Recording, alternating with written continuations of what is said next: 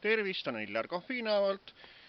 Ja Õhtuleht küsis mu käest kaks küsimust, et miks ma kandideerin ja miks ma kandideerin just üksikkandidaadina ning mida ma soovin nagu siis kohalikus Tori vallavolikogus nagu ära teha, et kui ma osutun valituks. Noh, minu number on 208, ütlen selle ka siis ära.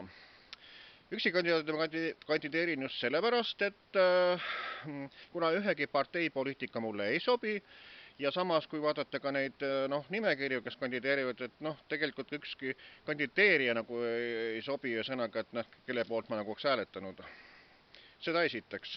Ja mida ma siis nagu plaanin ära teha volikogus, kas nüüd üks inimene suudab ära teha, aga minu huvi ja soov on see, et nagu valitsus oleks rahva poole näoga just, eks ole.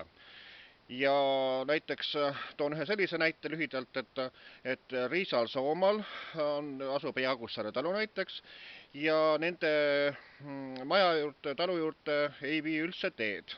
Ja talu perenaine kutsus vallavalitsuse esindajad oma koju, et olukorda näidata ja rääkida sellest.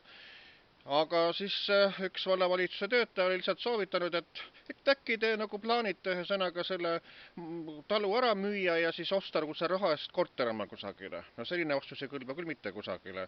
Et kui on inimesel ikka vajaduste sõnaga, siis tuleb ka inimesele vastu tulla ja leida võimalusi aidata, et ta maal saaks elada.